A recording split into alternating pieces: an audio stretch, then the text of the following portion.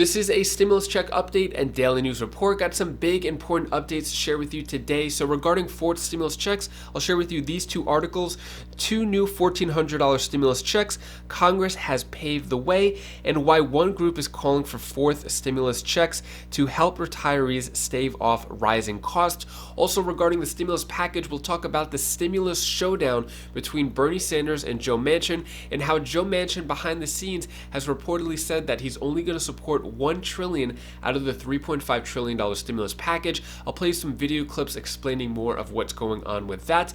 And the World Health Organization just said that COVID will not be eradicated. I'll give you some other more important updates, then I'll answer the questions you leave for me in the comments. Hope you're having a wonderful Wednesday. If you appreciate these fact-based, fast-paced updates, hit the like button down below. So let's talk about COVID and all the new news that's going out with that. Craziness, lockdowns, what the World Health Organization just said.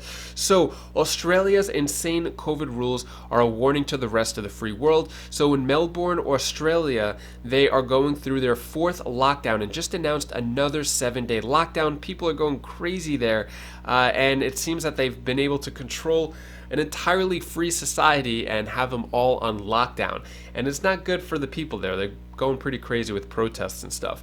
In New Zealand, to lift lockdown outside of Auckland, but New Zealand still has some restrictions, but they're lifting some as well. And hunger was something we read about. Lockdown leaves Vietnam's poor without food. So tens of thousands of people are going hungry in Vietnam due to the lockdowns. Now, is this all necessary, these lockdowns, because of what the World Health Organization just said? They said COVID-19 won't be eradicated according to the World Health Organization. This is big news right here. So in a press conference, World Health leaders say COVID-19 won't be eradicated despite mass vaccination and booster campaigns. Despite innovations in vaccine development and research, the COVID-19 virus is not going away and is likely to circulate through society similarly to influenza, officials at World Health Organization said in a press conference on Tuesday yesterday. So let me know your thoughts on this. The World Health Organization saying that it is not going away. It will not be eradicated, which means we're going to have to live with it. I guess similar to 100 years ago with the flu, how that was a very dangerous thing. Now the flu is very common. Almost everyone gets it. Not a lot of people die from it. Is COVID going to be the new flu? Let me know your thoughts on that. And it's because we're seeing more and more data like this come out every single day. So data shows increase of vaccinated people among hospitalized Marylanders. So at first it was the unvaccinated. Now we're seeing data where vaccinated people are being hospitalized. And then we see this right here, a breakthrough when the fully vaccinated get COVID-19 anyway. So if vaccines were supposed to be the solution, what is the next step? If we have the Delta, the Lambda, the Mu variants coming out, what is going to happen next? Well, President Biden plans to announce this Thursday, tomorrow, a new strategy to fight COVID crisis. So we'll wait and see what the next big thing is. We've tried lockdowns, we've tried vaccines. It seems that it is just not going away. Let me know your thoughts on this down in the comments below. Next, let's talk about what's going on with the stimulus package. We'll talk stimulus checks and everything like that. So with bulk of their agenda on the line, Democrats gird for battle over $3.5 trillion budget package. So this stimulus package of $3.5 trillion, it really is a battle. And I would say it comes down to two people. Bernie Sanders pushes back at Joe Manchin on $3.5 trillion spending plan. So what Bernie Sanders said is you can't slow it down. It seems that the majority of Democrats are for it.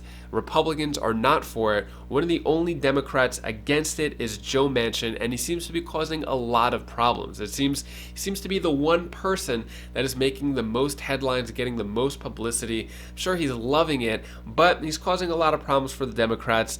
And what's going on here is Joe Manchin backs as little as $1 trillion of Biden's $3.5 trillion plan. So we've heard many times he wants to have a strategic pause. He doesn't support the full $3.5 trillion. Now what's going on here is Joe Manchin has privately warned the White House and congressional leaders that he has a specific policy concerns with President Biden's $3.5 trillion spending dream, and he'll support as little as $1 trillion of it. So at most, he's open to supporting $1.5 trillion, sources familiar with this discussion say. So this isn't a public statement, but behind the scenes, he's saying that he only supports $1.5 trillion. That is a big disparity between 3.5 trillion and 1.5 trillion. That's $2 trillion. If it was up to Bernie Sanders, he would probably have it up to $10 trillion. If it was up to Joe Manchin, he wouldn't have it at all. So we're going to see a big showdown here. I'm going to play you a video clip from Nancy Pelosi talking about Joe Manchin right here. What's your reaction to Joe Manchin calling for a strategic pause on the reconciliation effort? Well, obviously I don't agree. I'm pretty excited about where we are. Everybody's working very hard. The committees are doing their work. We're on a good timetable, and I feel very exhilarated by it. What you have to know is this is Build Back Better with women, and so our women members are not that the men aren't energized, but the women see this as really transformative for women in the workplace, child care, universal pre-K, family and medical leave, child tax credit. So spectacular. How high will you be able to go in terms of a price tag? Well, we're not, the number is the number, 3.5. We can't go above that. So But you'll have to go below that. I'm sorry? You'll have to go below 3.5. Why? Because people like Joe Manchin and Christian Cinema say that's too much money. Well, you have to go talk to the Senate about that, but we're going to pay for as much of it as possible. Let me know your thoughts on what Nancy Pelosi said. It seems that everybody says that Joe Manchin will be convinced in the end and he'll be, persuadable. But will that be the case? Let me know your thoughts on that down in the comments below. When it comes to Republicans, GOP pressure to block bipartisan infrastructure bill builds in the House. And not just the House, the Senate. There's basically some leverage going on here between the Part 1, physical infrastructure, versus the Part 2, human infrastructure, how they're going to reject one over the other.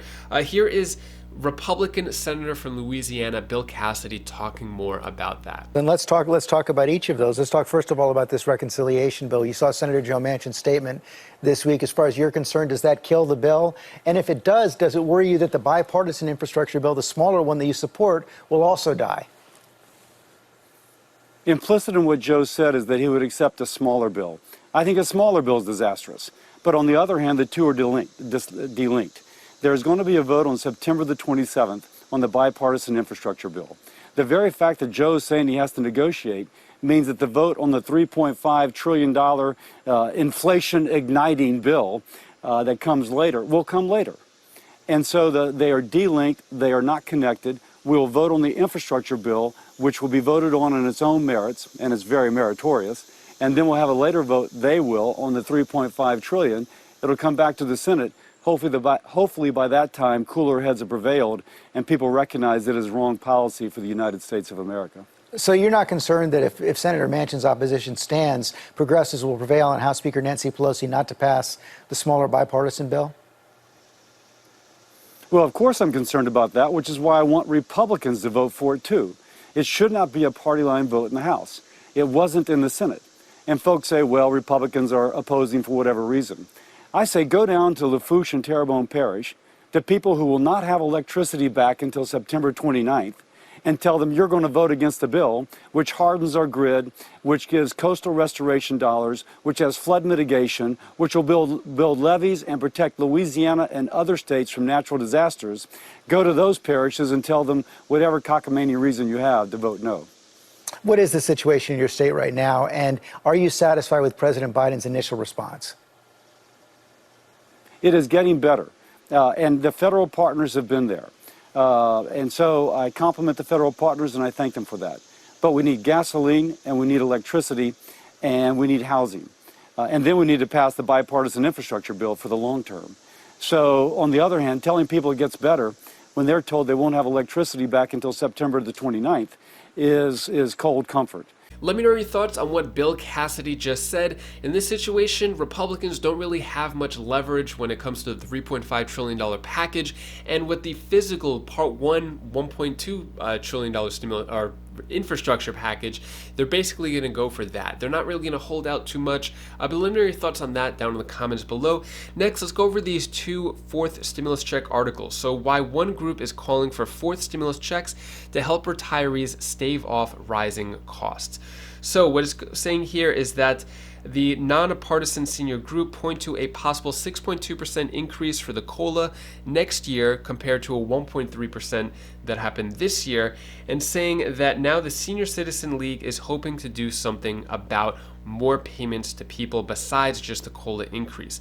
Last week, the organization sent an email to supporters informing them of its plan to petition members of Congress for new $1,400 stimulus checks just for seniors. Let me know your thoughts on that. $1,400 checks just for seniors, a good idea, bad idea? Let me know your thoughts on that. Saying here, we really hit a nerve with that first email, what the Social Security Medicare analyst said. It was an immediate response of support for the idea. Saying here that they sent about 50 messages mentioning that people having to cut down to one meal a day or trouble affording groceries, seniors barely able to pay or cutting back on prescription drugs, things like that, which I think a lot of people who are retirees are struggling with, especially with the rising costs. Saying new stimulus checks could be a way to get extra non-taxable income to them, Johnson said. The hope is that those payments could help defray the higher cost some would face if next year's COLA bumps them into a higher tax bracket. Basically saying, even though there could be a higher COLA, cost of living adjustment, then cost will be higher as well with tax and other fees. So there's been a poll saying that 65% of Americans are in favor of monthly $2,000 stimulus checks, and then a bank rate survey saying 61% of Americans said that the last $1,400 stimulus checks deployed earlier this year wouldn't last for more than 3 months. Basically saying more help is needed. Then this article came out. Two new $1,400 stimulus checks, Congress has paved the way for them. What it's saying here is that recently the House of Representatives advanced $3.5 trillion budget plan that calls for more support for families, health, education programs, campaigns to heal the climate, and increases the taxes on wealthy corporations pay.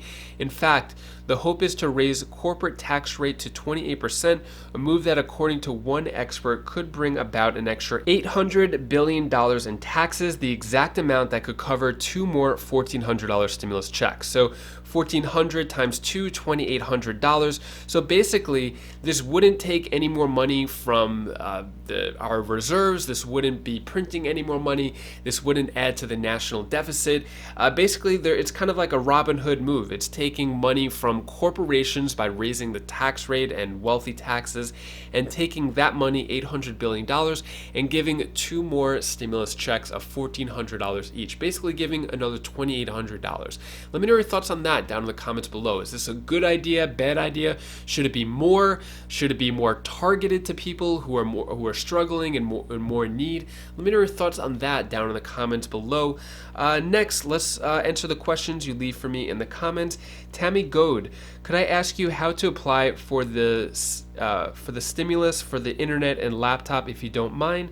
Thank you in advance. So I call it the $400 stimulus.